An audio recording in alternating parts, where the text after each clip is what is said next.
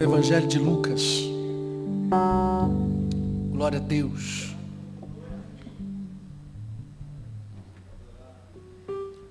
Irmãos, quando tiver tudo organizado, nós vamos ter um café da manhã mesmo, antes do culto, nós vamos deixar tudo pronto, tá?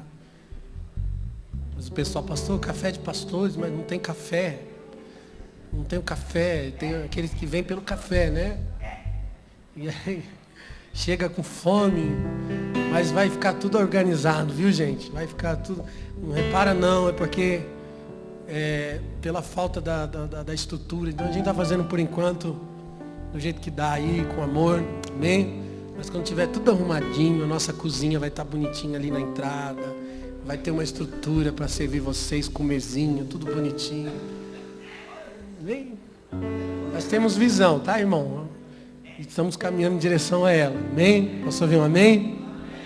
Glória a Deus. Abre a sua Bíblia comigo em Lucas 24. Nós vamos ler o versículo 30. Versículo 13, aliás. Lucas 24. Evangelho de Lucas, capítulo 24, versículo 13. Glória a Deus. Aleluia. Quem achou, diga amém. Diz assim: e eis que no mesmo dia iam dois deles para uma aldeia que se distava de Jerusalém, 70 estágios, cujo nome era Emaús, e ia falando entre si de tudo aquilo que havia sucedido. E aconteceu que, indo eles falando entre si, fazendo perguntas um ao outro, o mesmo Jesus se aproximou e ia com eles. Mas os olhos deles estavam como que fechados, para que não os conhecessem. E ele lhes disse: que palavras são essas que caminhando trocai entre vós? E por que estáis tristes? E respondendo um, cujo nome era Cleopas, disse-lhe: és tu só peregrino em Jerusalém e não sabe as coisas que nela têm sucedido nesses dias? E ele lhes perguntou: quais? E eles lhes responderam: as que dizem a respeito a Jesus Nazareno, que foi homem profeta, poderoso em obras e palavras diante de Deus e diante de todo o povo. E como os principais dos sacerdotes e os nossos príncipes o entregaram à condenação e à morte e o crucificaram. E nós esperávamos que fosse ele que remisse Israel. Mas agora, sobre tudo isso, é já hoje o terceiro dia desde que essas coisas aconteceram. É verdade que também algumas mulheres dentre nós nos maravilharam, as quais de madrugada foram ao sepulcro, e não achando o seu corpo, voltaram dizendo que também o tinha visto uma visão de anjos, que dizem que ele vive. E alguns dos que estavam conosco foram ao sepulcro e acharam ser assim como as mulheres haviam dito, porém eles não o viram. E ele lhes disse: ó nécios, tardos de coração para crer tudo o que os profetas disseram. Porventura não convinha que o Cristo padecesse essas coisas e entrasse na sua glória? E começando por Moisés e por todos os profetas, explicavam-lhes que dele se achava em todas as escrituras. E chegaram-se à aldeia onde iam, e ele fez como quem ia para mais longe. E eles o constrangeram, dizendo: fica conosco, porque já é tarde, já declinou o dia. E entrou para ficar com eles. E aconteceu que, entrando com eles à mesa, tomando o pão, o abençoou e partiu e lhe deu. E abriram-lhes então os olhos, e conheceram, e ele desapareceu-lhes. E disseram um para o outro: porventura não ardia em nós o nosso coração, quando pelo caminho nos falava, e quando nos abria as escrituras? E na mesma hora, levantando-se, tornaram para Jerusalém. Tornaram para onde?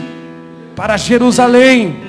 E acharam congregados os 11, os que estavam com eles, os quais diziam: ressuscitou, verdadeiramente o Senhor já apareceu a Simão.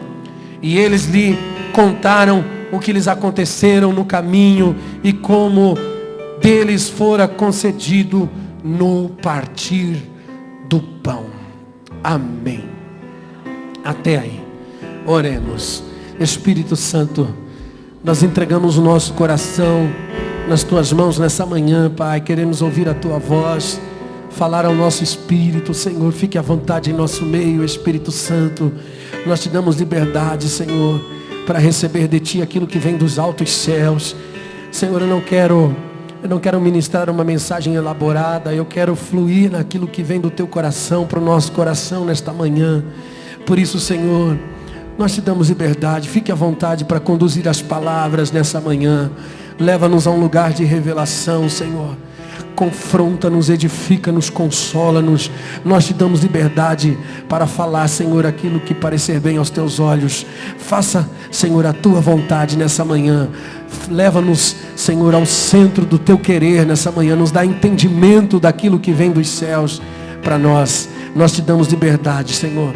Eu entrego os pastores que estão aqui nas tuas mãos, os obreiros, Senhor, aqueles que ainda não são ninguém, não são nada ainda, Senhor, eclesiasticamente falando, mas eu sei que são alguém no teu coração, alguém que já foi chamado, que já foi despertado no seu espírito para estar aqui e se alimentar, Senhor. Fala com cada um, Senhor. Nós te damos liberdade em nome de Jesus. Amém, amém e amém. Pode se assentar, querido. Vou aplaudir a Jesus. Capricha. Aleluia.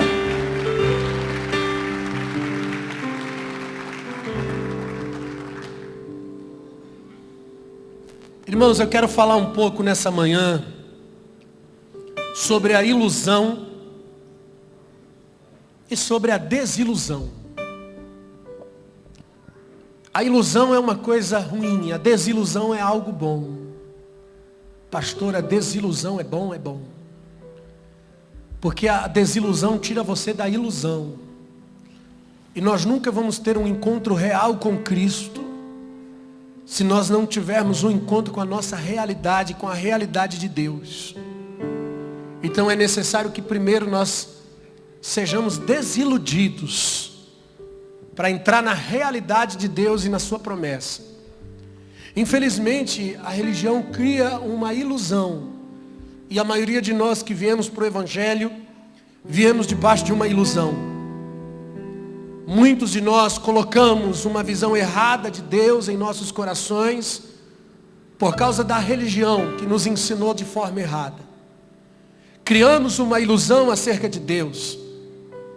Quando Ele não faz o que nós queremos, quando Ele não diz o que nós gostaríamos de ouvir, quando Ele não é o que nós gostaríamos que Ele fosse, então nós ficamos desiludidos. E é exatamente isso que Deus, Ele vem fazendo para despertar e para destravar aqueles que foram chamados pelo seu propósito.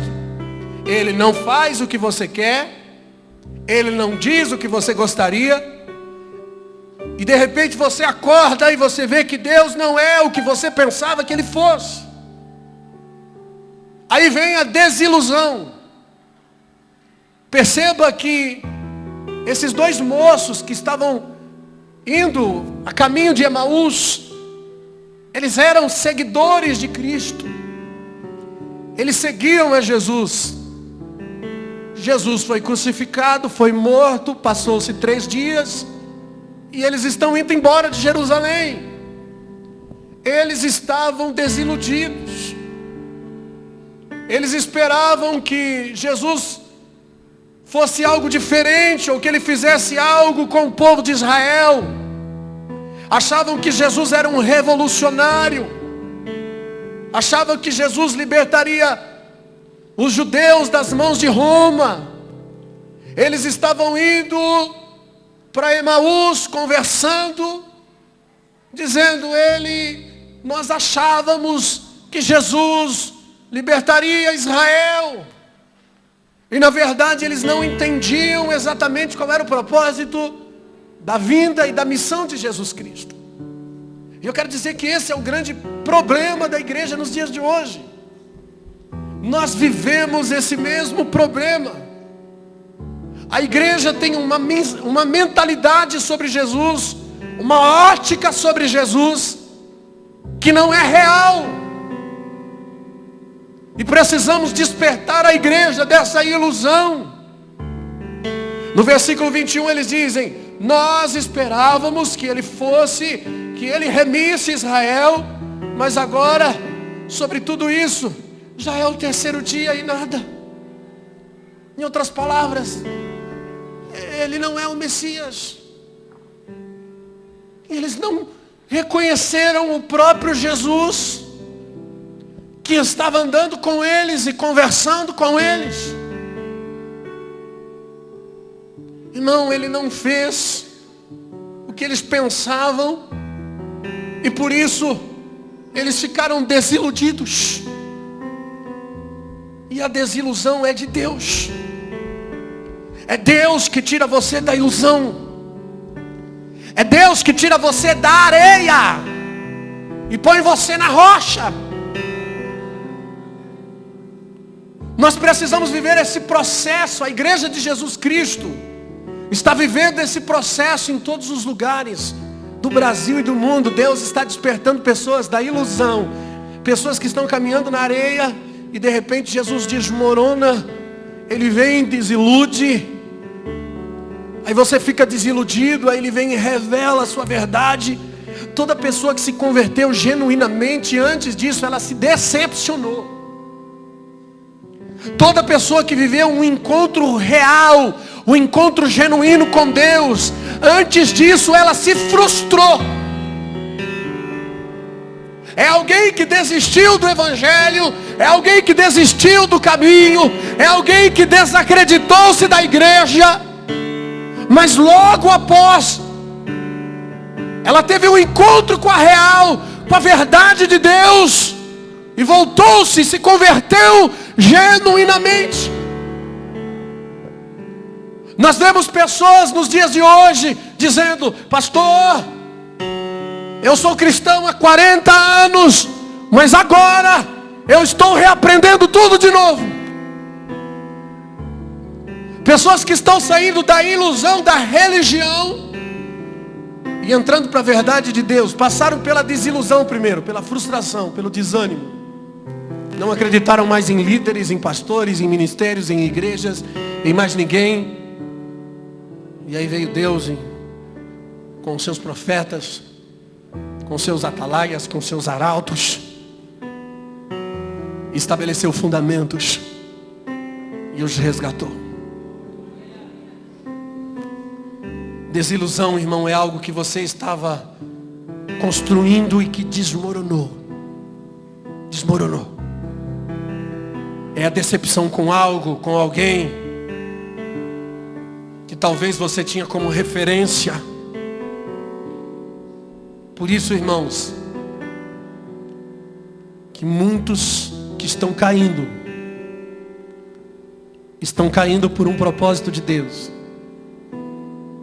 Para primeiro ter um encontro consigo mesmo, mas também para dar oportunidade para aqueles que se apoiaram neles. Para que você não se apoie mais em homens. A desilusão leva você para um lugar sem chão, para um lugar sem apoio,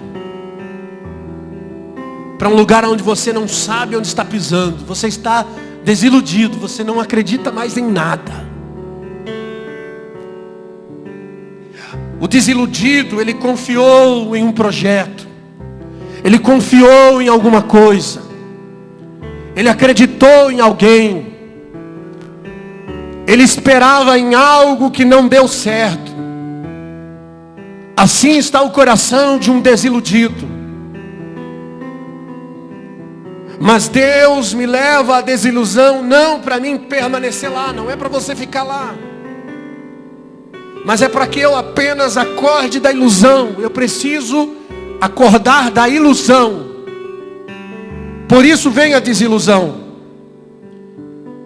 No versículo 13, Eles andaram praticamente 70 estágios, que é equivalente a 12 quilômetros de distância de Jerusalém. No versículo de número 16, os olhos deles estavam como que fechados. Eles não reconheceram Jesus. Eles estavam indo embora de Jerusalém. Eles estavam já a 12 quilômetros de Jerusalém. Porque eles não viram acontecer o que eles esperavam que acontecesse em Jerusalém. Então eles estavam saindo de Jerusalém, quando na verdade a ordem era ficar em Jerusalém. Atos 1:4 diz: ficai em Jerusalém. Porque a desilusão, ela tira você do lugar da promessa. E é em Jerusalém que viria o óleo do Espírito. É em Jerusalém que viria o derramamento da presença de Deus pelo seu Espírito. Mas a desilusão, ela pisa, ela massacra a fé. A Bíblia diz que o justo viverá pela fé, e sem fé é impossível agradar a Deus. Mas é necessário que a desilusão venha. Deus, Ele nunca vai te colocar em uma redoma de vidro. Deus, Ele não vai te proteger das aflições. Ele vai estar com você nelas, mas você vai passar por elas.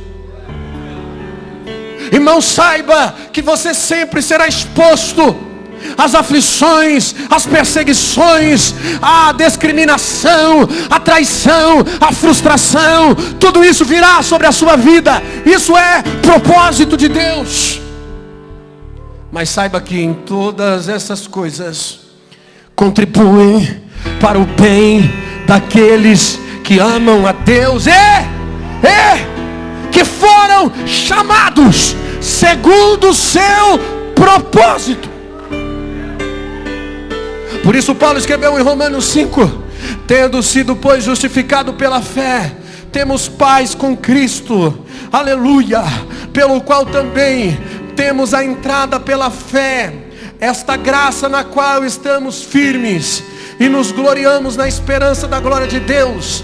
Não somente isto, mas também gloriamo-nos nas tribulações, sabendo que a tribulação produz a paciência a experiência, a experiência a esperança, a esperança não traz a confusão. Portanto, o amor de Deus está derramado em nossos corações pelo Espírito Santo que nos foi dado. Aleluia. Por isso, irmãos, a tribulação, ela produz a paciência, que produz a experiência. Isso é propósito de Deus. Não adianta você, pastor, eu entrei para o Evangelho, minha vida, as coisas estão tudo virada de cabeça para o alto. Depois que eu aceitei a Jesus, parece que o negócio virou. É propósito de Deus, para tirar você da ilusão. Ele deixa você desiludido, para que você conheça a sua verdade. A tribulação vai produzir paciência, a paciência experiência, que tem a sua obra perfeita. Olha o que Pedro diz em 1 Pedro 4,12. Ele diz: amados, não estranheis as ardentes provas que vêm sobre vós, para vos tentar como se fosse alguma coisa estranha acontecendo, mas alegrai-vos no fato de serdes participantes das aflições de Cristo, para que também na revelação da sua glória vos regozijeis. Se pelo nome de Cristo sois vituperados, bem-aventurados sois, porque sobre vós repousa o Espírito da glória de Deus. Quanto a eles, é ele sim blasfemado, mas quanto vós é glorificado. Que nenhum de vós padeça como homicida, como ladrão, ou como malfeitor, ou como o que entremete-se em negócios alheios. Mas se vocês forem padecer, aleluia, padeça como cristão. Não se envergonhe, antes glorificando a Deus nessa parte, porque já é o tempo que comece o julgamento pela casa de Deus. Se primeiro começa por por nós. Qual será o fim daqueles que são desobedientes ao Evangelho de Deus? Sabe o que Pedro está dizendo? Se tem um julgamento começando em nós que somos fiéis, irmãos, como será com aqueles que são infiéis a Deus? Portanto, também os que padecem segundo a vontade de Deus, encomendam-lhes as suas almas, como ao fiel e o Criador, fazendo o bem. Aleluia! Então tira aquela mentalidade sua de que estou passando luta porque não é de Deus, eu estou fazendo alguma coisa errada. Não, Deus está te ensinando. A religião ensinou a gente a vida inteira que se você tem dinheiro, você é de Deus. Que se você tem um bom emprego, Deus é contigo. Que se você está bem financeiramente, se você está prosperando nas áreas da sua vida, não, você é um cara abençoado, Deus está com você, aleluia. Mas se alguma coisa está dando errado na sua vida, se você está com problemas, se você está passando necessidade, você está desempregado, se tem enfermidade na família, em casa, irmão, você está pecando. Tem algum pecado aí, porque não é possível. Lembra os amigos de Jó? Jó, você pecou, não é possível para tudo isso vir sobre a tua vida. Porque essa é a mentalidade do ser humano que não conhece a Deus e nem os seus propósitos. Criamos uma ilusão acerca de Deus. Deus tem propósito. Tudo coopera para o bem daqueles que amam a Deus. Tudo coopera. Pastor, até essa enfermidade, a enfermidade está cooperando. O desemprego está cooperando. Aleluia. A humilhação está cooperando. Até a traição que você sofreu está cooperando. A dor que você sofreu é para cooperar em alguma coisa na sua vida que precisa ser mudada, que precisa arrancar você da ilusão e trazer você para uma realidade em Cristo. Aleluia!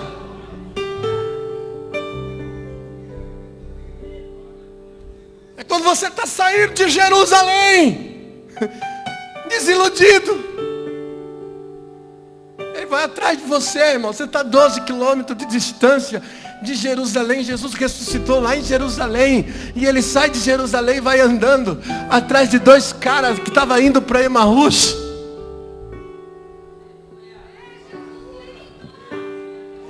Eles estavam decepcionados porque não entenderam a sua situação e nem Deus na situação.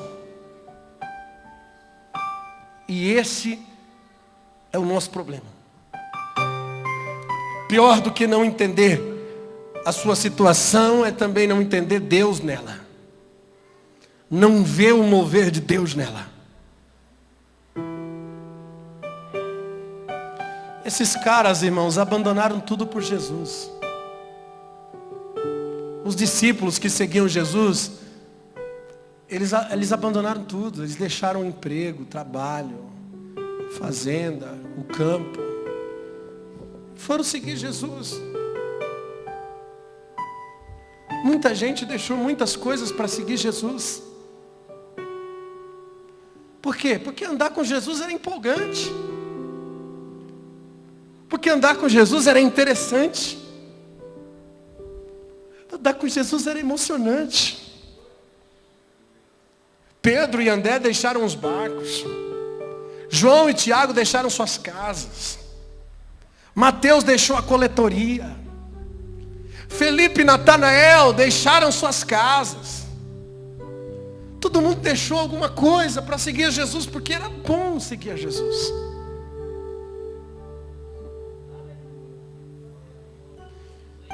Mas eles não esperavam esse momento da aflição. E eu vou dizer um negócio para você. Um crente que nunca passou por uma crise de depressão é um super-herói. É um homem de aço. Todo mundo queria estar perto de Jesus, irmãos. Mateus 20, 21, mostra que eles queriam se assentar.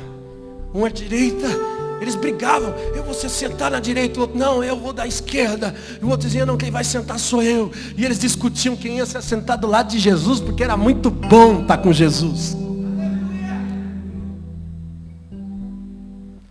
Só que a mentalidade deles era que Jesus ia arrasar, que Jesus ia destruir Roma, que na linguagem de hoje, que Jesus ia quebrar tudo. Eles imaginavam que Jesus seria o próximo imperador no lugar de César. Mas o plano era maior do que esse, irmãos. Isaías 55:6 diz, os meus pensamentos não são como os seus pensamentos, nem os meus caminhos são como os seus caminhos. Assim como o céu é mais alto do que a terra, assim são os meus caminhos e os meus pensamentos mais altos do que os seus pensamentos. Irmão, nós temos uma ótica, Deus vem com outra. Nós temos uma mentalidade, Deus vem com outra.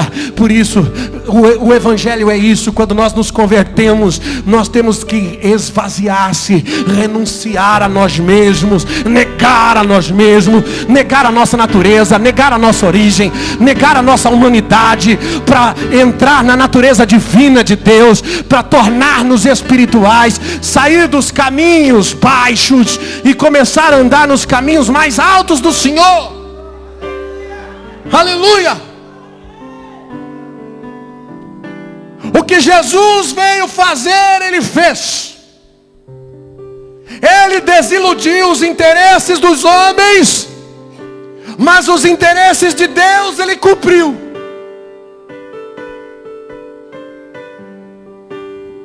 Quando Jesus morreu na cruz, Ele levou consigo os sonhos dos discípulos.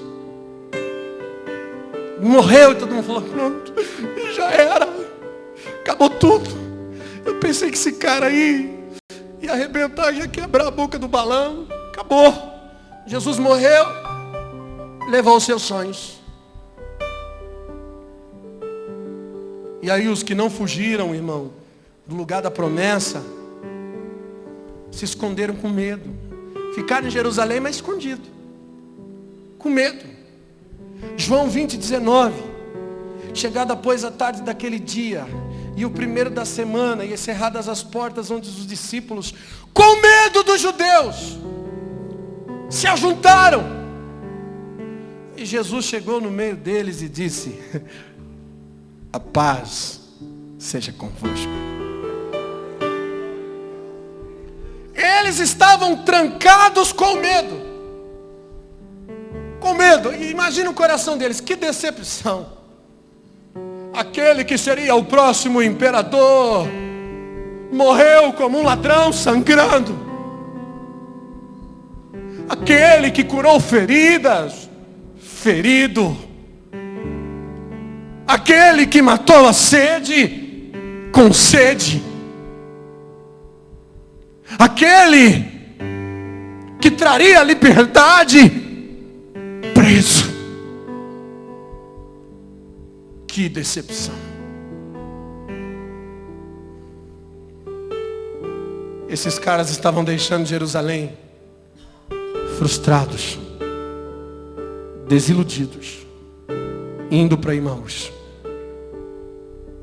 Irmão, graças a Deus, quando a gente foge do lugar da promessa, Ele vai atrás da gente.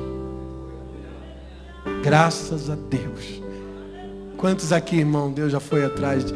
Quem sabe não está indo atrás de você hoje de novo.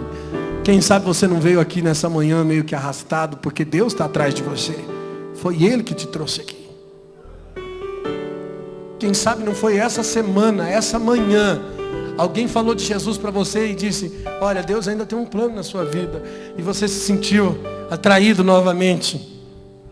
Graças a Deus, quando a gente sai do lugar da promessa, Ele vai atrás da gente. Mas primeiro Ele tira a gente da ilusão, nos leva para a desilusão. Depois Ele vai atrás de nós, irmãos, e nos faz ver as coisas exatamente como elas são. Entendimento. Eles disseram no versículo 18: mas tu és o único em Israel que não sabe disso. Jesus perguntou: o que vocês estão conversando aí? O que aconteceu? E eles olhavam: mas cara, você não sabe? Você é o único em Jerusalém que não sabe o que está acontecendo? Onde você estava? Onde você estava quando tudo isso aconteceu?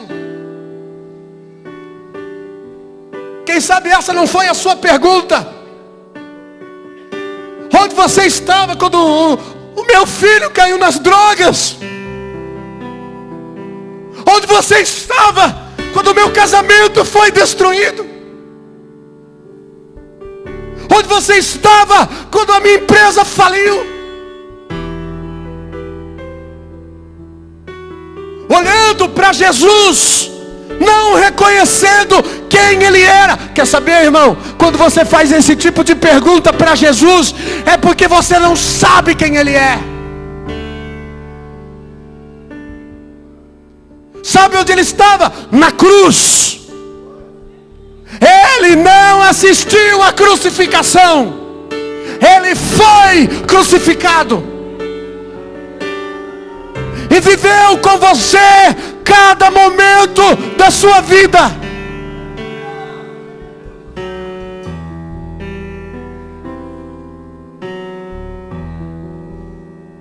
Eu gosto daquela canção que fala dos passos na areia. A canção dizia: onde você estava, porque só tinham 2 pares de rastros na areia. E a canção diz: eu estava com você, te carregando no colo, porque aqueles rastros eram meus. Ele estava com você. Mas tem gente que só vê problema. Tem gente que só vê ferida. Só vê desilusão. Irmão, para de lamber ferida da desilusão. Deixa Deus curar nessa manhã. O fim não é a morte, é a ressurreição. Nós vamos passar por muitos calvários, nós vamos passar por muitos Getsêmanes, nós vamos passar por muitas dores ainda.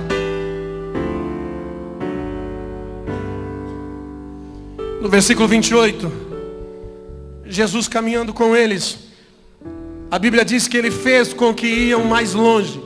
Por quê? Porque Jesus queria estar com aqueles 2 caras. Jesus fez como quem ia para mais longe, ou seja, continuou andando com eles. Até que eles convidaram Jesus para ficar com eles.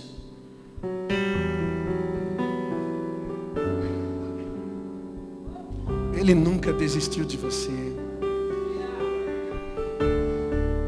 Ele caminha do seu lado fazendo como quem vai mais longe, porque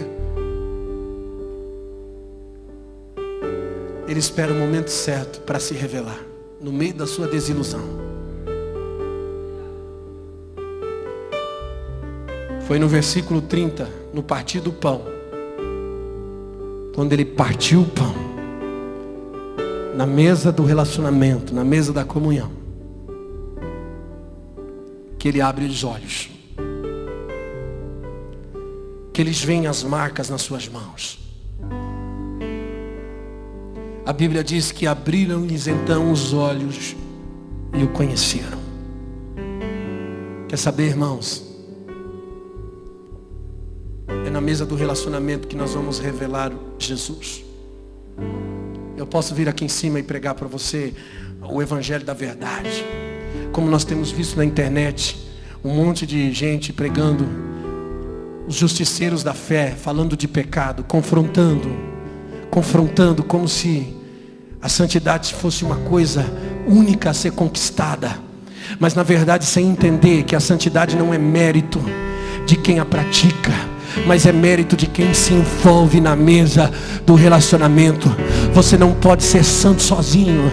Você não pode ser santo. Não adianta eu vir aqui dizer: irmão, você está em pecado, se você não sair daí, Deus vai te matar. Não, você precisa sentar na mesa para se relacionar com Deus, para ter relacionamento, amizade, para andar com Deus. A única forma de nós resistirmos ao pecado é sermos tocados por Deus de uma forma única, chamada relacionamento. É sentir-se amado, sentir-se tocado, ser empolgado por dentro. Avivamento é rios de águas vivas fluindo de dentro.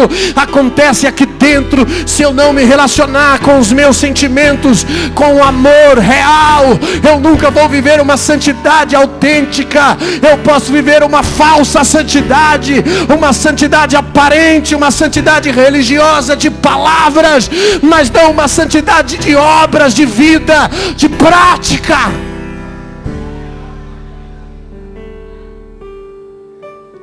É na mesa que nós vamos abrir os olhos de quem não entendeu ainda o caminho. É na mesa. Não é atacando ninguém, é mostrando a diferença.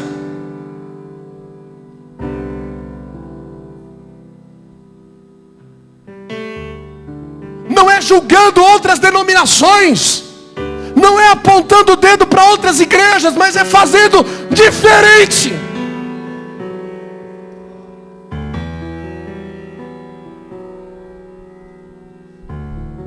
Você só tem que reparar o seu altar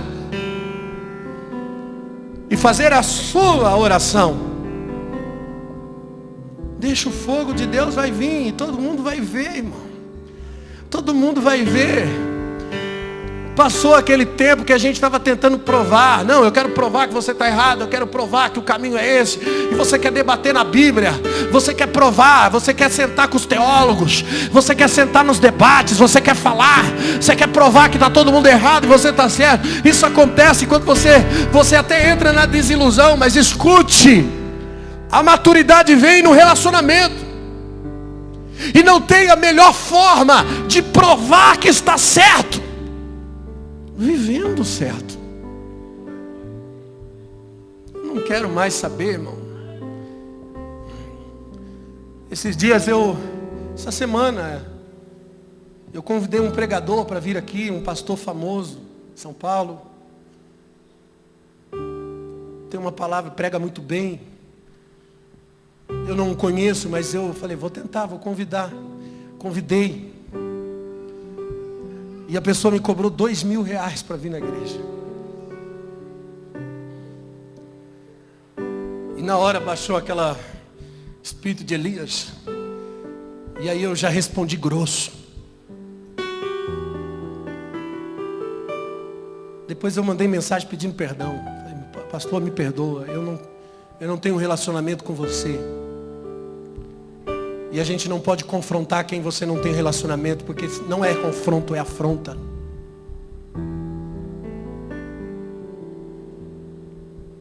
Tem pessoas que apenas não entenderam ainda.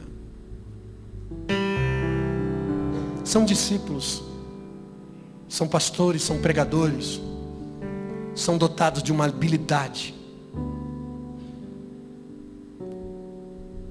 Pensam que Jesus é o revolucionário, o imperador. Ainda estão numa mentalidade humana e precisa ser despertado. E nós não vamos despertar ninguém com confusão, tentando provar que está certo. É na mesa do relacionamento. E eu disse para aquele pastor, pastor, se você me permitir ser teu amigo, sem interesse que você venha pregar na minha igreja, eu quero sentar contigo para falar das coisas do reino de Deus.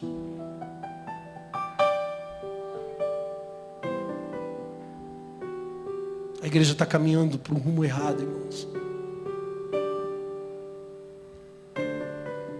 E eu entendi que nós não vamos mudar isso afrontando. O confronto só pode vir na mesa, no partir do pão. Perceba que Jesus andou com aqueles moços. Ele não afrontou ninguém, ele foi como amigo. Ele foi tão bem recebido que os meninos até disseram: entra na minha casa, fica com a gente. Gostaram tanto dele que estavam tão presos a um sistema, uma visão errada. Mas Jesus andou com eles. Jesus até saiu de Jerusalém. Foi com eles para Emaús. De propósito. Estrategicamente. Fez como quem ia adiante. Para poder sentar na mesa, para partir o pão. E quando ele partiu o pão, os caras acordaram.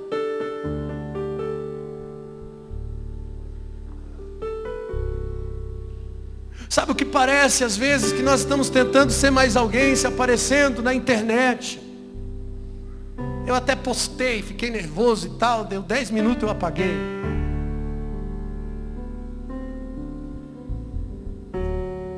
Porque eu também não quero me parecer com alguém que está usando de uma verdade para ganhar ibope. Porque essa mentalidade que todo mundo tem. O mundo está tão malicioso.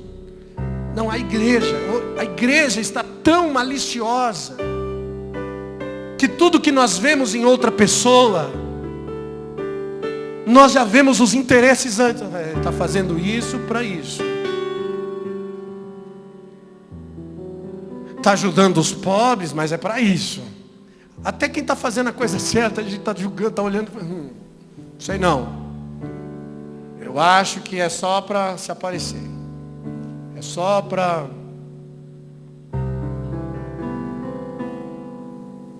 E não cabe a nós dizer isso. Irmão, toda obra será provada pelo fogo. E a verdadeira obra, ela vai permanecer, aqui não vai sofrer detrimento. Não somos nós que provamos a obra, é Deus, é Ele que tem o fogo. Nós só temos que estabelecer um modelo correto. Fazer a forma correta. Então as pessoas podem assistir isso e dizer: não, é um modelo correto. Ter esperança. Ter entendimento. Porque assistiu isso com seus olhos. A fé vem pelo ouvir, mas a transformação vem pelo poder de contemplação. O mundo precisa assistir o Evangelho, não mais ouvir o Evangelho. Porque nós podemos até pregar uma mensagem de reino, uma mensagem correta, como nós estamos ministrando nessa noite, nessa manhã. Mas, se isso não se tornar real em mim, produz fé, mas não produz transformação. A transformação vem pelo poder de contemplação.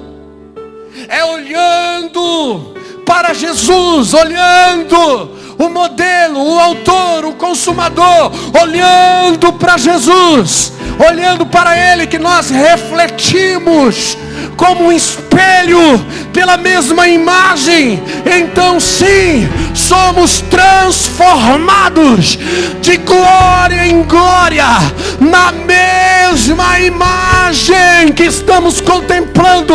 Estamos olhando para Jesus, contemplando a Jesus, contemplando, visualizando, assistindo. E quando nós assistimos o modelo correto, que nós somos transformados de glória em glória, na mesma imagem, pelo Espírito do Senhor. Mas olhando, nós precisamos nos tornar assim uma vitrine para o mundo ver. Alguém que possa te assistir, não com um microfone na mão, não com um bom discurso, mas com uma vida, uma mensagem pronta na sua vida. Há uma carta viva, escrita não com caneta nem tinta, mas escrita pelo Espírito Santo de Deus. Então quando alguém olhar para você, vai ter uma leitura leitura do Evangelho, uma leitura do Evangelho. Quando eles lerem o Evangelho estampado na sua face, a vida de Cristo, o caráter de Cristo, aleluia, estampado na sua vida, vai gerar esperança, vai gerar entendimento, vai gerar esperança. Não, peraí, eu estou entendendo. Se Ele pode, eu também posso. Se Ele está vivendo, eu também vou viver isso. Aleluia. Se Ele está orando, eu vou com Ele orar. Se Ele está se humilhando, eu vou com Ele me humilhar. Alguém está abrindo caminho com a sua vida, gerando transformação.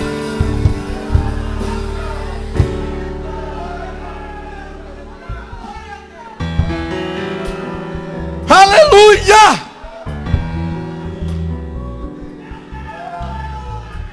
1 Coríntios 11:28.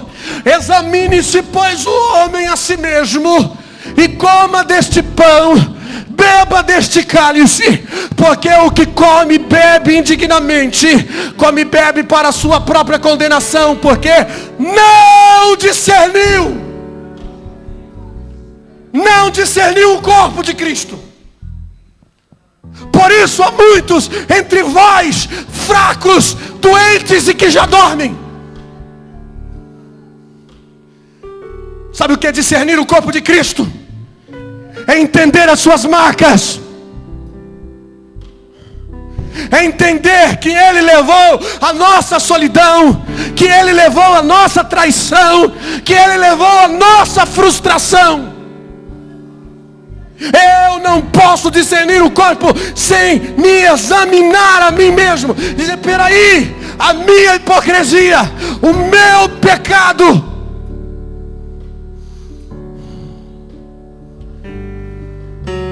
Examine-se a si mesmo, coma do pão e beba do cálice, discerna, entenda.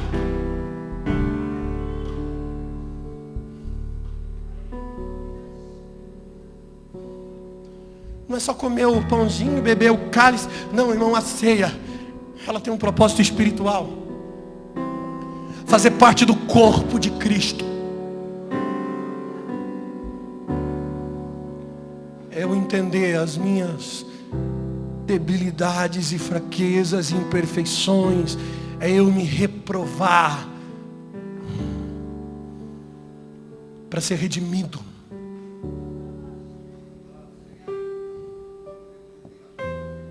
É saber que Ele levou as suas desilusões na cruz.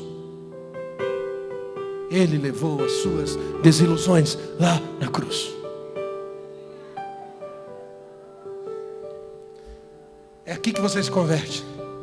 Pastor, estou desiludido. É essa aí que Ele levou na cruz.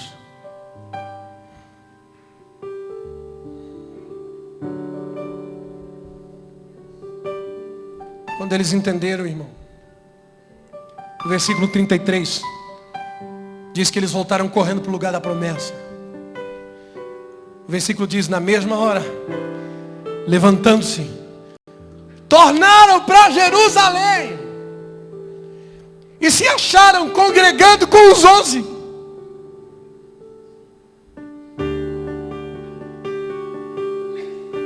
Não adianta você fugir. Ele está junto com você. Em Emaús nunca virá o poder de Deus sobre você. Não saia de Jerusalém. Eles foram para Emaús. Emaús significa rio quente. Mas é em Jerusalém que o rio de água viva corre dentro de você. As pessoas estão sempre procurando um rio quente, um avivamento longe de Jerusalém. Está todo mundo procurando um rio quente em qualquer lugar. Não, eu vou ali naquele lugar porque tem um avivamento acontecendo.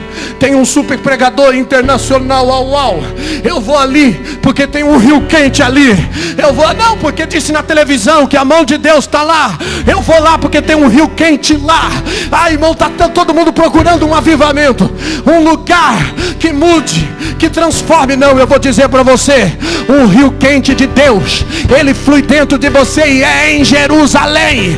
O verdadeiro avivamento está na cruz. Sempre esteve na morte.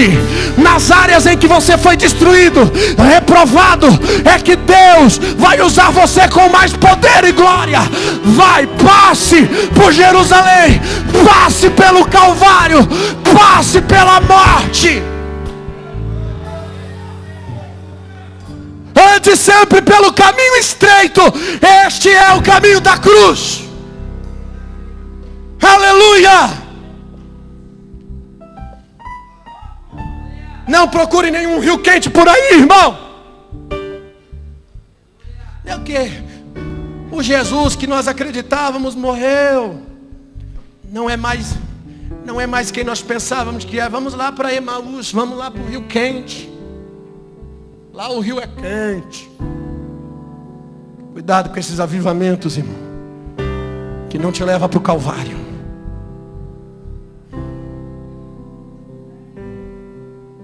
É gostoso quando os milagres acontecem, não é bom? O paralítico anda, o cego vê, o surdo ouve. Ah, Jesus, eu vou te seguir agora mesmo. É. As aves do céu têm ninho, a raposa teu covil, mas o filho do homem não tem onde reclinar a cabeça.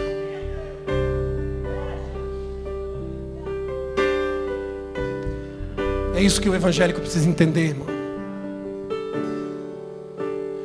Você entra numa igreja, você liga o rádio, você liga a televisão, tem alguém pregando ilusão. Tem alguém ensinando ilusão. Deus vai te prosperar, Deus vai te dar, você vai ser o cara mais feliz do mundo. E se Deus não fizer, eu rasgo a Bíblia. Porque eu garanto. Se você não tem fé, eu tenho fé por você e por mim.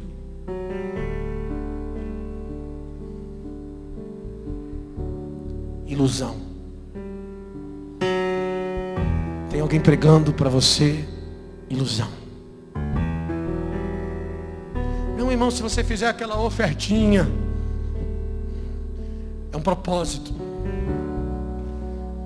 Eu te garanto que Deus vai mudar a tua vida. Que Deus vai abrir as portas de emprego para você. Que você vai subir de cargo. Nós temos o testemunho do irmão Joaquim. Vem aqui, irmão Joaquim, conta para nós.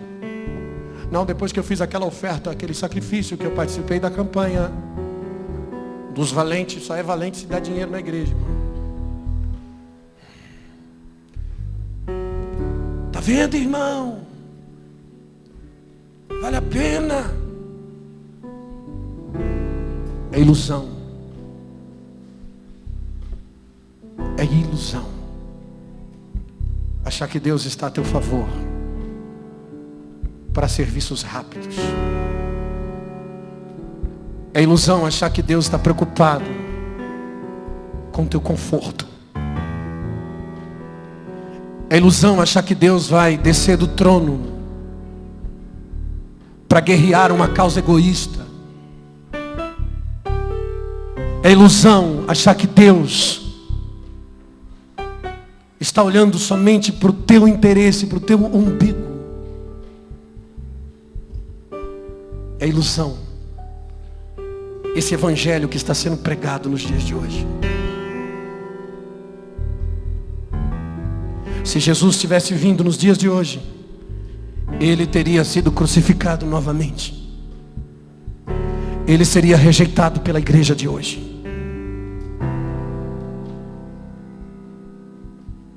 O evangelho que é pregado pelos apóstolos, que foi pregado pelo nosso Senhor Jesus Cristo nas Escrituras, nada tem a ver com o evangelho que é pregado hoje. Porque como sempre, Os homens criaram ilusões. Criaram ilusões quando entraram os interesses pessoais. Quando, em nome do crescimento da massa, eu preciso dar crescimento para a igreja, e eu tenho que fazer alguma coisa para a igreja crescer. Eu tenho que criar uma estratégia, melhor dizendo, uma ilusão. Porque a ilusão atrai pessoas. A ilusão atrai seguidores. Imagine se até Jesus, que pregava a verdade como ela é, pura, ele tinha seguidores iludidos. Agora imagina nos dias de hoje, os que pregam ilusão. A missão da igreja é tirar a igreja da ilusão. A missão do sacerdócio, do pregador, do profeta, do atalaia, a missão dos 5 ministérios é tirar você da ilusão, é tirar a igreja da ilusão.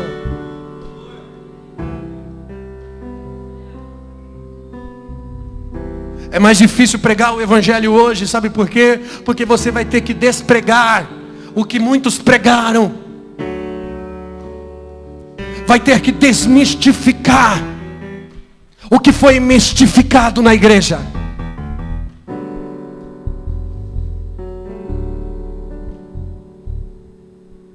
A ilusão é um campo de força que te impede de entrar na realidade. E o trabalho de Satanás foi criar este campo para prender as pessoas dentro dele. E aí você vem na igreja de domingo a domingo. Você dá o seu dízimo, não tem problema, o diabo não tem problema com você de ser dizimista. Não, pastor, não. Você dá a sua ofertinha, não tem problema, o diabo não liga de você dar a oferta. Sabe qual é o problema de Satanás? É quando a sua mente abre, quando a sua mente destrava, quando o seu entendimento alcança o reino. Quando você começa a entender os propósitos de Deus, aí o diabo fica furioso. Ele não tem problema quando a igreja cresce, ele não tem problema quando a igreja prospera, ele não tem problema quando a igreja vai para a mídia, para a televisão, para o rádio, ele não tem problema quando a igreja alcança até a bancada política. O problema de Satanás é quando você entende, porque quando você entende, você é liberto, você sai da ilusão, você é liberto.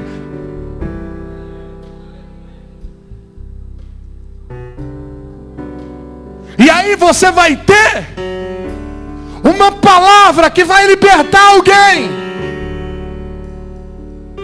Porque alguém desiludido é alguém que quer tirar os outros da ilusão.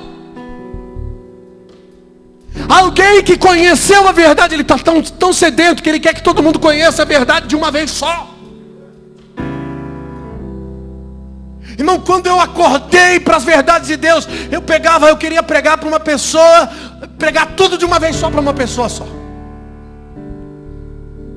Eu falava tanta coisa que a pessoa não entendia nada, porque eu queria que as pessoas entendessem de uma vez tudo que eu entendi. Sabe aquela empolgação? Meu, esse cara é isso aqui, é isso aqui, é isso ali. E aí, quando a gente ia pregar a palavra de Deus nos púlpitos, nós acabávamos até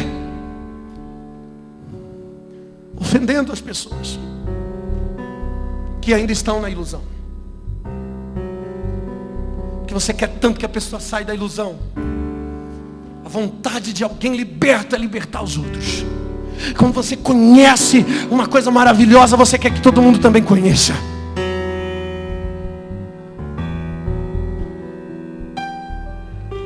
Eles viviam uma ilusão na ceia. Jesus próximo da crucificação, com um monte de gente iludida. Olha só, Lucas 22, 14. É chegada a hora, pôs-se à mesa, e com ele os 12 apóstolos.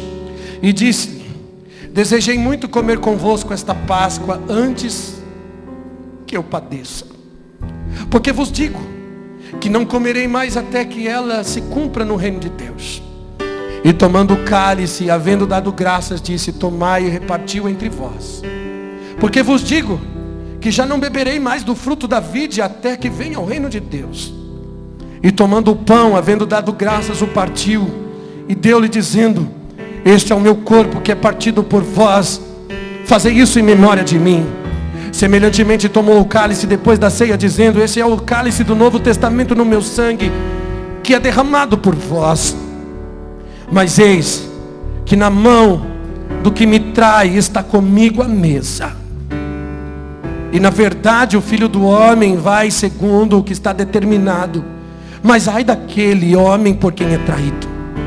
E começaram a perguntar entre si quem seria que o trairia. E houve também entre eles contenda.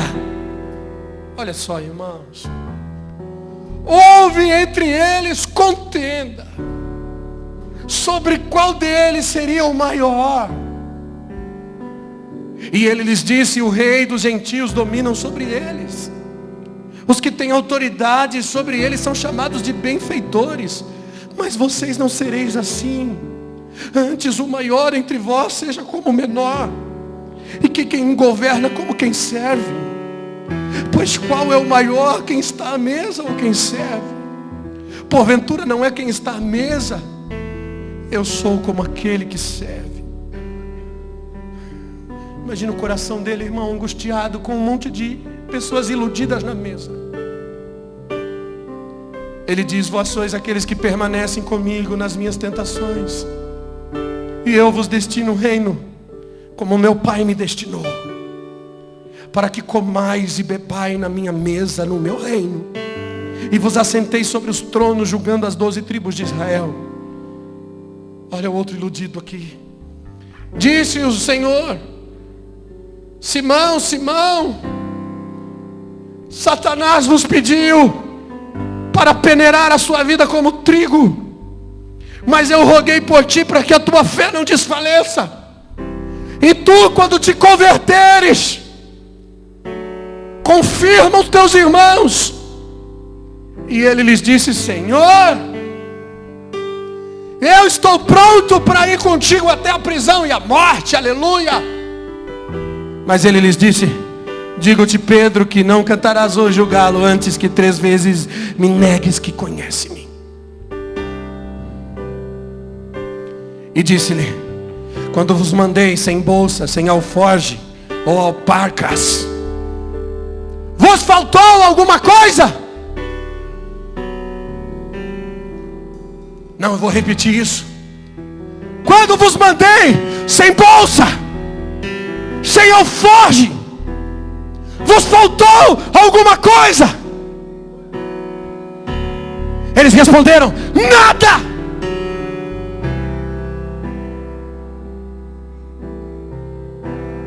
Ele está tentando desmistificar a mente humana, a mente egoísta, a mente ilusória deles, que inverte valores. Eu disse àquele pregador: meu querido pastor, nós não precisamos cobrar para pregar o evangelho. Ele me disse: meu querido pastor, as pessoas não dão valor. Você vai pregar em uma determinada igreja, eles nos dão 150, 300 reais de oferta. Isso não é o salário nem de um trabalhador. Nós não podemos sustentar a família, não podemos sustentar a casa com essa oferta. Como dizia o juiz Rui Barbosa, ele me disse: o que você não valoriza não tem valor. Eu disse ao pregador, como dizia o Luiz Hermínio, que não é juiz, mas é Luiz Hermínio: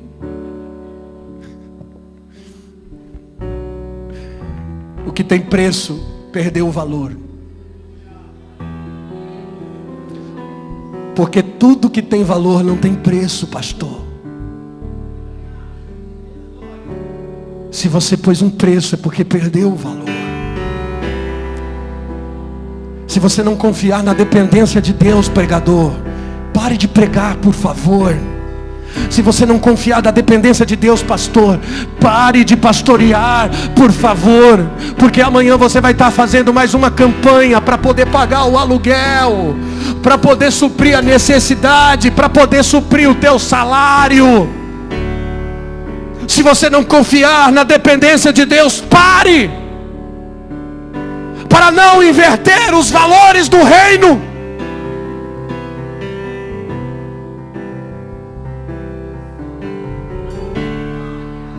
Quando eu vos mandei sem bolsa, sem alforge, sem alpaca, porventura vos faltou alguma coisa? Eles responderam: nada, nada.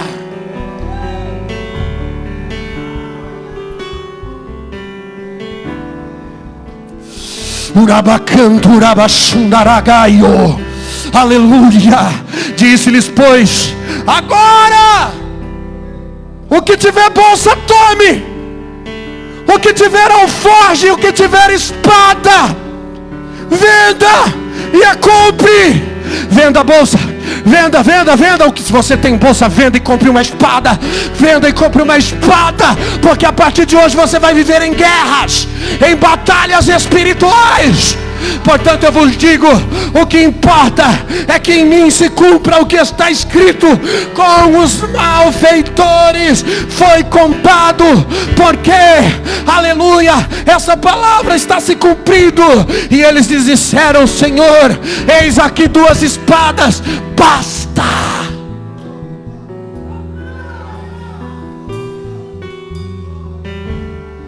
Hoje nós temos a ceia da cura, a ceia da prosperidade, a ceia da libertação. Irmão, a ceia não é algo emocional. Não, para Jesus a ceia, antes da crucificação, era para revelar o coração dos 12 apóstolos. Naquela ceia não havia paz, naquela ceia não havia cura, naquela ceia não havia libertação. Houve um peso de angústia, houve sim a revelação da traição, a revelação do orgulho, a revelação da discórdia, a revelação daquele que o ia negar, aleluia, a revelação daquele que o trairia, aleluia. Um iria negá-lo, outros iriam desertá-lo, aleluia, outros discutindo o melhor lugar na mesa. Não, a ceia revelou o coração daqueles homens.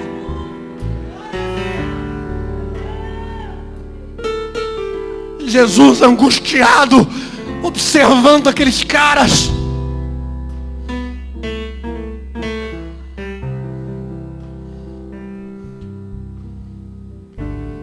Três anos andando com aqueles homens, e tudo estava desmoronando na frente dele. Que hora difícil. Jesus disse que essa era a hora das trevas. Lucas 22, 53.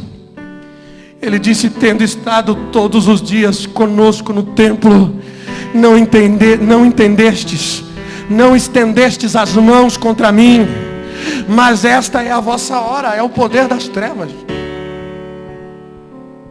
Você sabe por que Jesus foi para a cruz, irmão? Ele não foi porque o prenderam, ele foi porque ele autorizou a sua morte. Os caras chegaram para prender e disseram: eu estive com você no templo, estive com você nas sinagogas. Ninguém estendeu as mãos sobre mim, mas agora é o poder das trevas.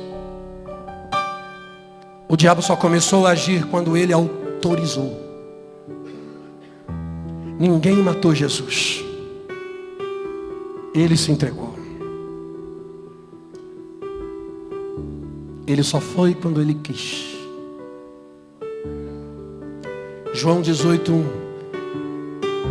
Tendo Jesus dito isso, saiu com seus discípulos para além do ribeiro de Cedron, onde havia um horto, o qual ele entrou com seus discípulos. E Judas, o que traíra, também conhecia aquele lugar, porque Jesus muitas das vezes se ajuntava ali com seus discípulos. Tendo, pois, Judas recebido a corte dos oficiais, dos príncipes, sacerdotes e fariseus, veio para ali, para como com lanternas e com açoites e armas. Sabendo, pois, Jesus todas as coisas, que sobreria de vir sobre ele, adiantou-se e disse-lhe: o que buscais? E respondeu-lhes: Jesus o Nazareno. E disse-lhe Jesus: eu sou. E o Judas que estava com ele, o que o traíra, quando pois lhes disse: eu sou, recuaram, caíram por terra. Tremendo isso. Quando ele disse: eu sou, recuaram e caíram por terra. Você acha que prenderam Jesus, irmão? A força? Vocês estão caídos por terra? Não, pode me levar. É necessário para que se cumpra.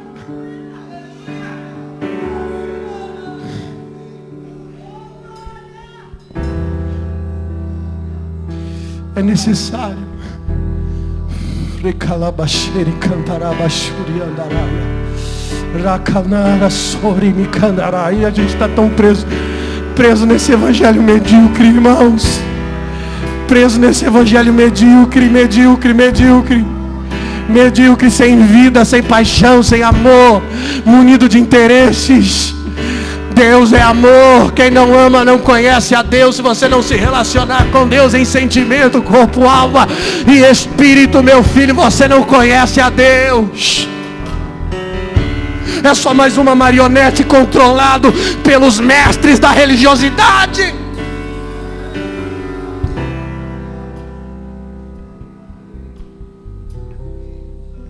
Três tipos de pessoas estavam na ceia: negadores, desertores e traidores.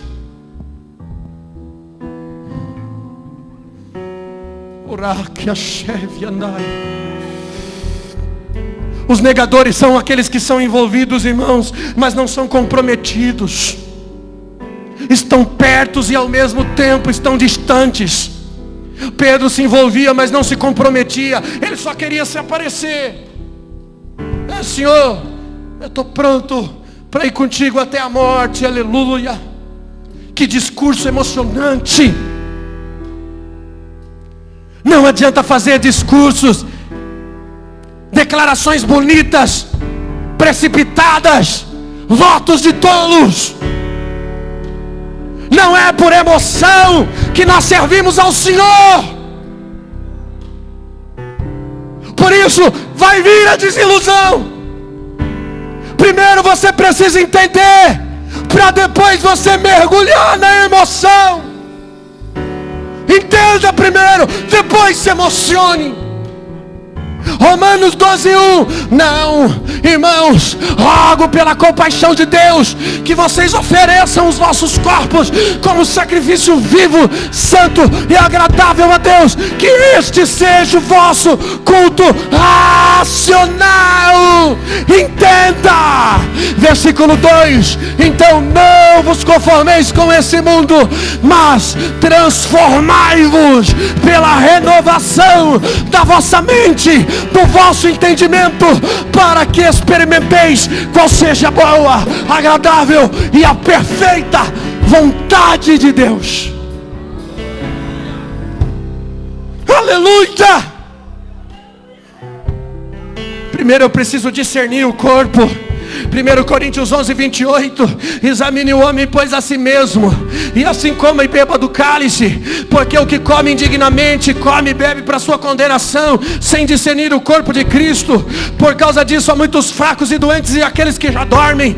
Porque se nós julgássemos a nós mesmos, não seríamos julgados, mas quando somos julgados, somos repreendidos pelo Senhor, para não sermos condenados com o mundo. Discernir o corpo é se colocar na linha de julgamento de Deus e dizer: Deus, vem aqui, pesa-me na tua balança. Vem aqui, Senhor, julga-me, vê se há justiça em mim.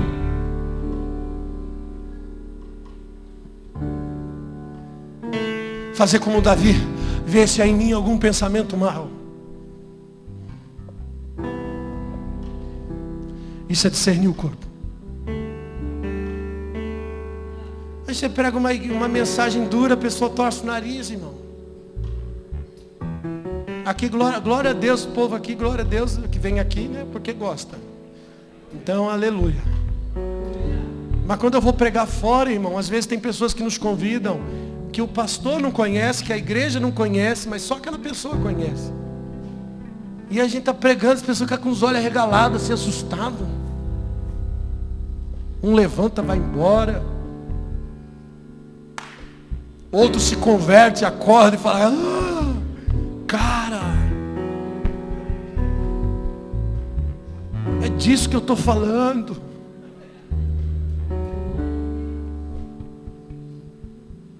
O pastor torce o nariz.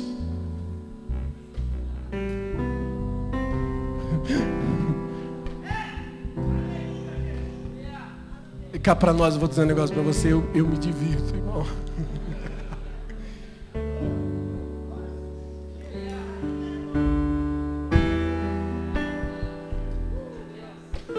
Quando eu olho para o pastor e vejo que ele está incomodado, aí eu falo, está dando certo. Eu continuo.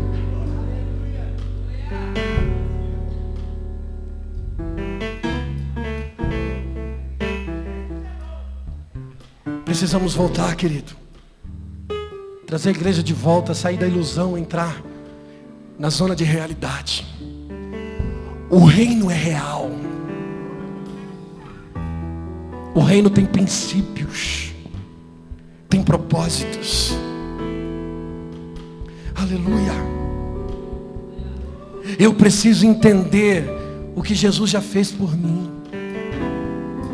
para servi-lo com entendimento. Quando eu entendo isso, irmão, eu não vou mais me conformar com o mundo. Eu não vou mais aceitar essa palhaçada.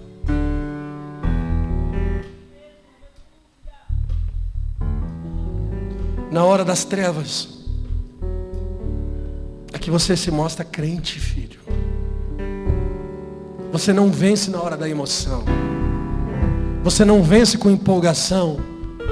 É com firmeza de entendimento. É com convicção.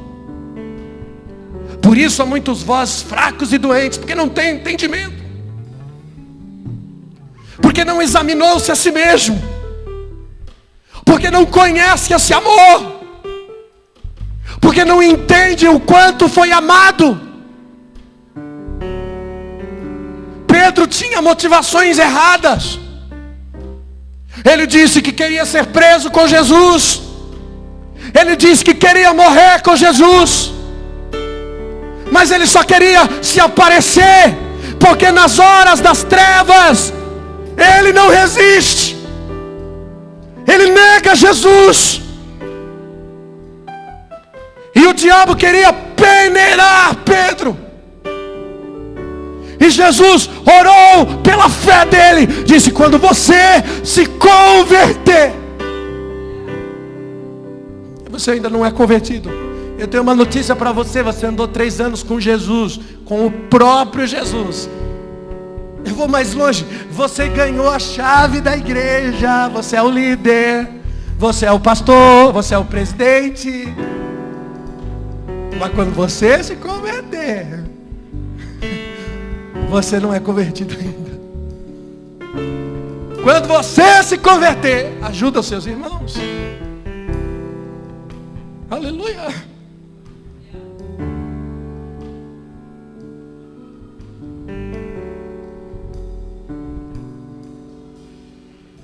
Irmão Pedro havia nascido de novo, mas ele ainda precisava se converter. Não entendi, pastor. Nasceu de novo, mas não se converteu. Tem 3 processos a conversão genuína. Primeiro, nascer de novo. Você nasce no espírito. Converter é na alma. E aí então você vai ser arrebatado no corpo glorificado. Você nasce de novo no espírito, mas você se converte na alma. A alma tem que se converter também. Por isso que tem gente que vem para a igreja cheio do Espírito Santo, né?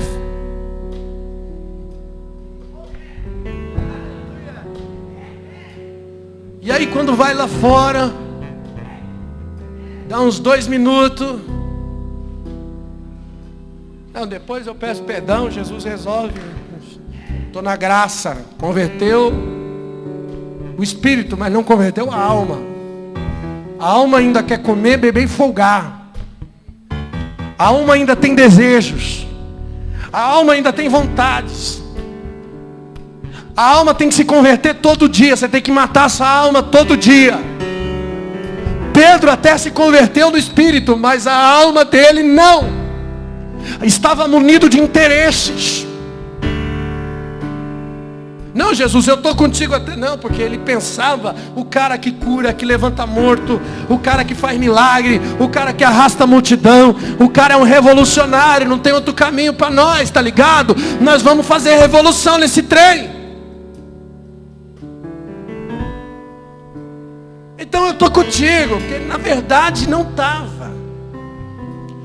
É que a ótica e o entendimento dele não alcançou a morte e o sofrimento de Jesus.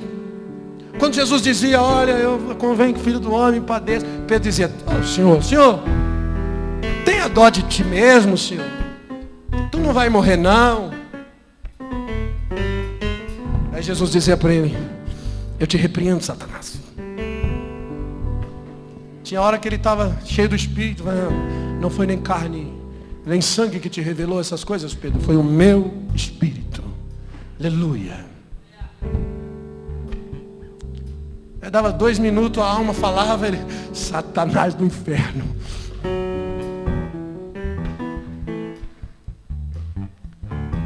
Converte a alma, irmão. Olhe para dentro da sua alma e veja o quanto você ainda precisa converter ela a Cristo. Sabe aquela guerra interior? Eu quero o bem, mas o bem que não quero, eu não faço. O bem que quero não faço, o mal que não quero é o que sempre faz. É que essa luta aí que você tem que viver. Essa guerra.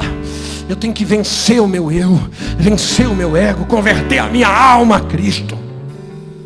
Aleluia. Pedro tinha muita conversa, tinha muito papo para pôr coração, muito papo para pôr coração. Pedro estava perto de Jesus, mas o coração estava longe. Pedro fala muito o que quer fazer, mas ora pouco. Pedro quer ser o primeiro, mas ora pouco, busca pouco, está dormindo quando devia estar orando. No momento crucial da intercessão, o cara está dormindo. O homem que tem a chave do reino de Deus dorme com ela, com a chave no bolso.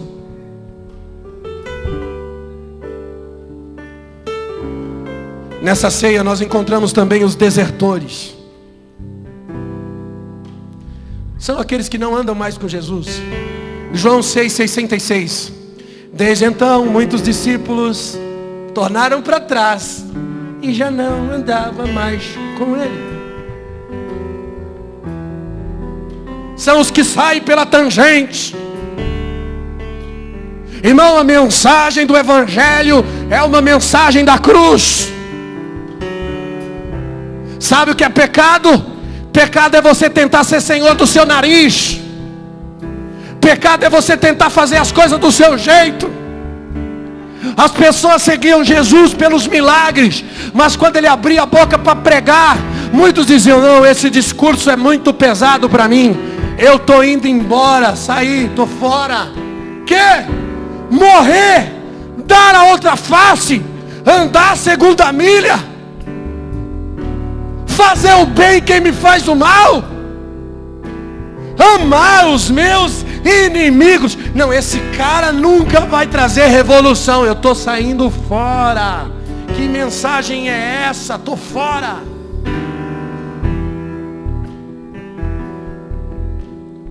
A coisa azedou, foi para a cruz. Eu não sei quem é Jesus. Eu nunca segui esse cara, estou fora. Desertores.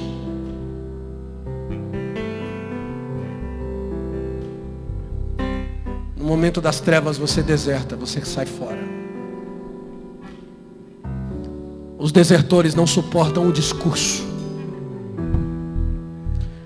Eles estão sempre transferindo suas responsabilidades para os outros. Os desertores nunca se entregam totalmente. A qualquer momento eles podem fugir. Os desertores nunca se rendem. Eles não gostam de se sentir presos por Deus. Esse Deus chato.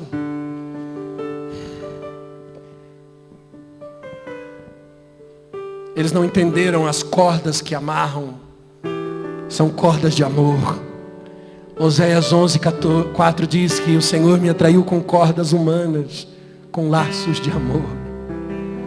Sabe por que Deus te confronta, querido? Que Deus te diz não, não, não, não, não. Deus diz mais não do que sim.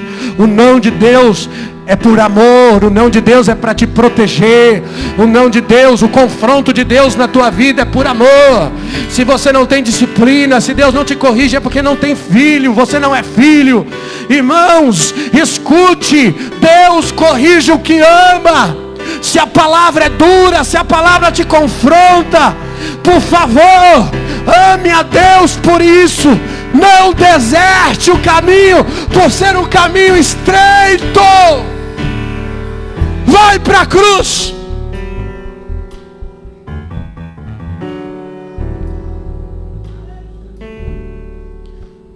O desertor até trabalha na obra, porque ele usa do ativismo para se esconder atrás das suas feridas. Trabalham para Deus, mas não o conhecem. O que tem de gente, irmão, pregando o evangelho com mágoa, com falta de perdão, está preso numa cadeia, uma prisão espiritual. Prega sobre perdão, mas não perdoa. Sabe o que é perdão? Eu vou dizer para você o que é perdão. Perdão não é você dar o mesmo lugar que a pessoa tinha no seu coração antes dela ter te ferido. Perdão é você dar àquela pessoa um lugar melhor do que ela tinha antes no seu coração.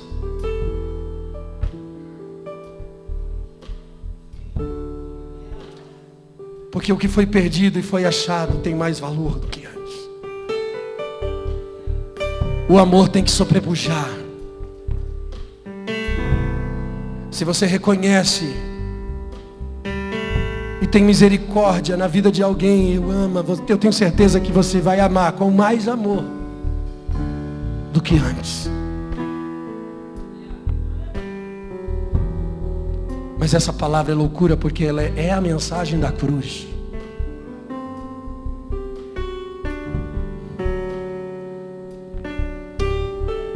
Oh, aleluia. Eu ainda tinha muita coisa para falar, irmãos. Talvez eu continue essa mensagem à noite. Nós precisamos sair da ilusão. Acordar para a verdade de Deus. Sentar nos pés de Jesus e entender que a melhor parte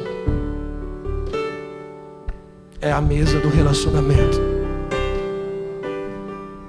Não se esconda no ativismo de uma pessoa louca, desvairada como Marta, sem fé, seguindo a Jesus, mas sem convicção. Ela disse: Senhor, se tu tivesse aqui, o meu irmão não morreria. Jesus disse: ele vai ressuscitar. Ela disse: no último dia. Jesus disse: não, eu sou a ressurreição e a vida. Ele disse: tire a pedra. Ela disse: cheira mal, Senhor. Se tu queres, verás a glória de Deus. Se você não se entrega, você vai perder a melhor parte. Marta, você está atarefada, sempre duvidando. Sabe o que é isso? Isso é desilusão. A falta de entrega traz medo e você se torna um desertor um dia. Chega uma hora que você diz: eu vou parar, eu não quero mais, eu não tenho mais força. Eu não vai colocar a culpa em alguém. O pastor não foi me ver, o irmão não me deu suporte, o meu pai, a minha mãe não me criou direito, eu não tive alegria, eu não tive suporte. Você vai culpar alguém, eu tenho certeza, mas você não volta.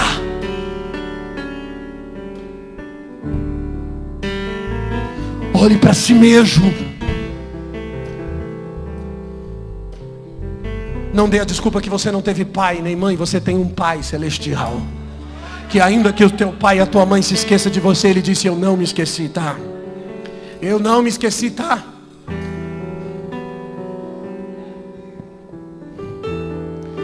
Os traidores são sempre pessoas que você ama. É quem está perto de você, é quem já foi seu amigo, é quem não me conhece. Aleluia. Não é quem não me conhece, é quem você conhece, é quem você conhece intimamente. E quanto mais perto de você está, maior é a dor dessa traição. Davi disse no Salmo 55, versículo 12: pois eu não era um inimigo que me afrontava, então eu teria suportado. Nem era o que me odiava, que se engrandecia contra mim, porque dele me teria escondido. Mas eras tu, homem meu, igual a mim, meu guia, meu íntimo amigo. Consultávamos juntos suavemente, andávamos em companhia na casa de Deus. Davi está falando de Aitofel. Davi está falando do conselheiro Aitofel, o conselheiro real. Aitofel era conselheiro de Davi. Em 2 Samuel 17, na rebelião de Absalão, ele tomou partido de Absalão. Aitofel ficou com Absalão, e Davi sentiu a dor da traição de um amigo íntimo. Aí ele ora no versículo 23: tu, ó Deus, faz descer ao poço da perdição o homem de sangue, de fraude. Não viverão metade dos seus dias, mas em ti confiarei. Irmão, o traidor se matou. O traidor Aitofel no fim acabou se matando. Sabe por quê? Porque o traidor acaba se destruindo. Judas também se matou. A traição é um dos golpes mais fortes do nosso sentimento.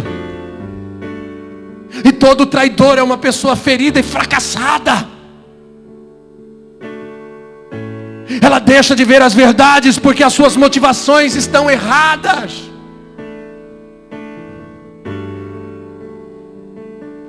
E as feridas de uma pessoa são iscas de Satanás. Iscas de Satanás para usá-la como objeto de roubo, de furto, de traição, para te prender na desilusão.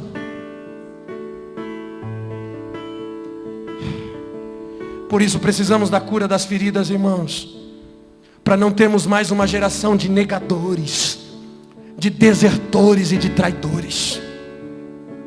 Uma pessoa com um passado redimido é uma pessoa que vai romper em Deus. Posso ouvir um amém? A maioria das pessoas ou já foram traídas, ou traíram, porque é isso que traz a desilusão. Mas um passado redimido o fará romper em Deus. Judas era uma pessoa de confiança, irmão.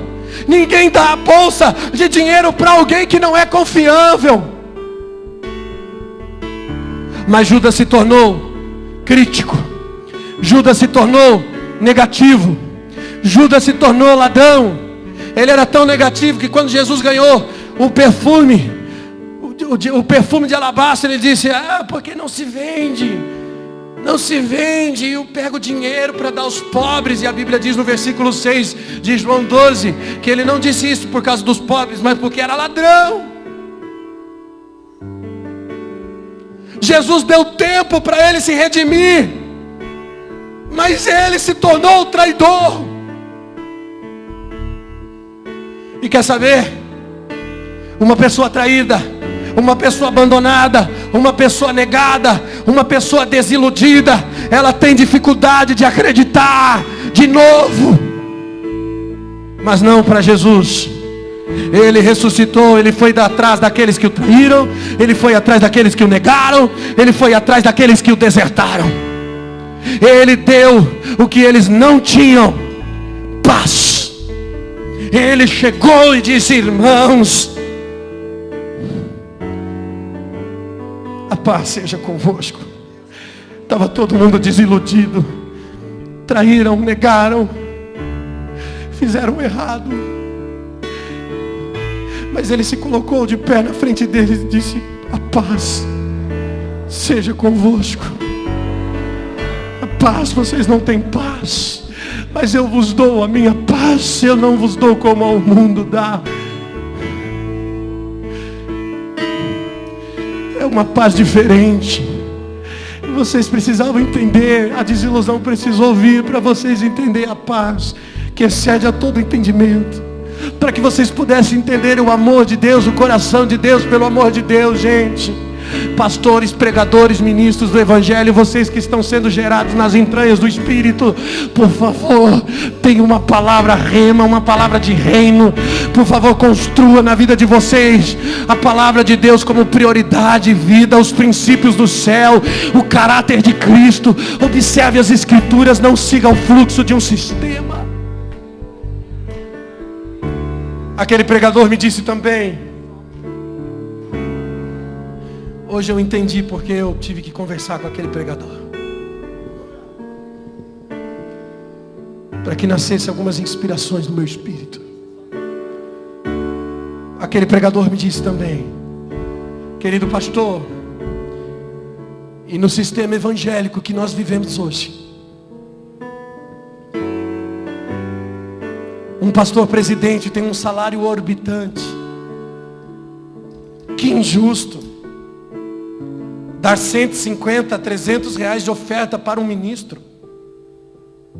Nós temos que cobrar sim. Ele prendeu a sua capa, o seu ministério num sistema. Se o presidente rouba a igreja, então também tem que roubar. Se o presidente engana, se o salário dele é excessivo, é o que acontece. Mas por causa disso, ele teve um entendimento. Ele foi fazendo a sua justiça em cima da injustiça. A justiça de Deus não está em cima da injustiça. Deus não vai te dar mais, porque o injusto é melhor.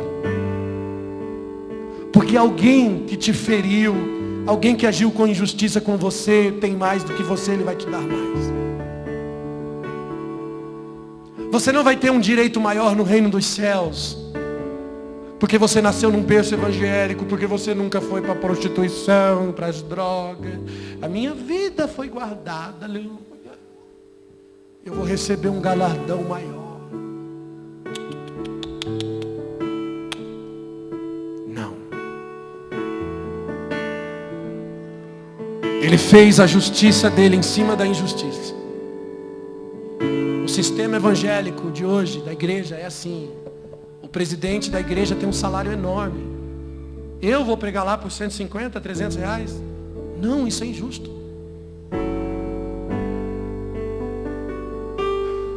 Não siga o fluxo de um sistema. Se torne um pastor justo. Sente na mesa com conselheiros, com amigos, com pastores que possam discutir com você. Essa semana eu disse para o pastor Renato: cadê o pastor Renato? O pastor Renato estava ali. Às vezes a gente conversa sobre algumas coisas do ministério, e eu disse com ele assim: vamos fazer uma reunião de pastores, vamos falar com alguém e vamos confrontar esse alguém. E eu disse para ele: e eu quero que na reunião de pastores seja dada essa liberdade para que todos também possam me confrontar e dizer: pastor, quero sentar com você e dizer, reúne todos, o senhor está errado assim, assim, assim, precisa mudar isso, mudar aquilo. Eu não estou aqui para ser o comandante da obra, irmão. O comandante é Cristo. Nós somos apenas os arautos de Deus. Somos membros uns dos outros. Eu preciso de você, você precisa de mim. Não pode haver ego, orgulho no meu coração para mudar. A beleza do Evangelho é você ouvir algo de um profeta e mudar por causa dessa palavra. Dizer: eu preciso mudar, eu recebo de Deus. Vou mudar o caminho. Isso é o Evangelho de Cristo. Nós estamos sempre propensos a uma mudança, dizendo: Deus, eu aceito a mudança, me confronta, eu mudo. Eu quero o que o Senhor quer. Eu quero fazer a tua vontade. Eu estou tentando fazer a vontade de Deus. Eu sei que eu não sou dono da verdade. Eu sei que tem muita coisa ainda para a gente alcançar, para a gente viver em Deus. Eu me sinto bem pequenininho, assim, perto da grandeza de tudo que Deus tem para fazer.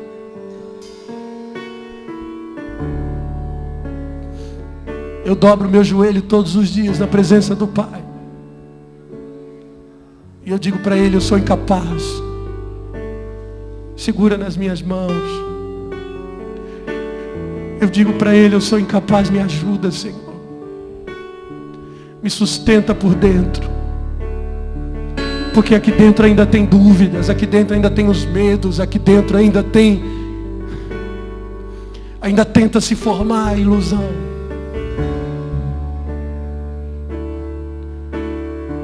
Eu não quero ser mais roubado, irmão, nunca mais. Nunca mais eu quero ser roubado, eu nunca mais quero ter as minhas vendas, meus olhos vendados.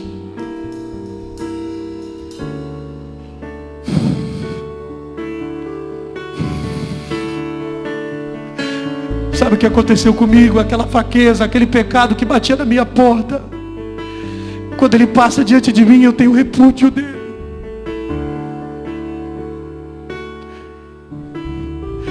Eu tenho repúdio porque não é mais a minha fraqueza.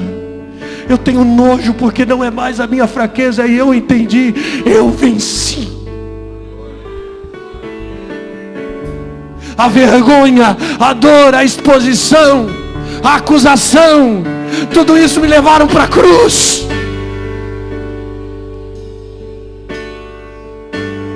Eu não tenho mais medo disso.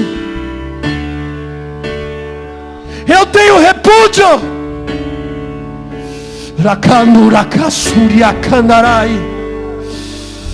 Fica de pé comigo. Igreja desiludida. Igreja desiludida. Levante as suas mãos e adore a Ele. Urabashindoro Rakanarabasuria Kandarabas. Quero me esvaziar de mim. Eu te amo, Abba. Eu te amo, Abba. Quero me esvaziar da religiosidade. Quero me esvaziar de mim. Eu quero me esvaziar. Você tem liberdade para adorar, para se render, para se humilhar, para vir aqui na frente, para se ajoelhar, para dançar, para erguer as mãos. Mas por favor, se renda a Ele, se renda a Ele, se renda a Ele. Oh, meu Deus! Oh! Eu quero me esvaziar de mim. Eu te amo, Pai. Eu te amo. Eu quero me esvaziar das dores e desilusões. Eu quero me esvaziar de mim. Eu quero me esvaziar da prisão do passado e de tudo que me afasta de ti. Jesus, aonde eu irei, Senhor, se só Tu tens as palavras de vida eterna? Onde me esconderei, se és o ar que eu respiro? Tua presença me atrai.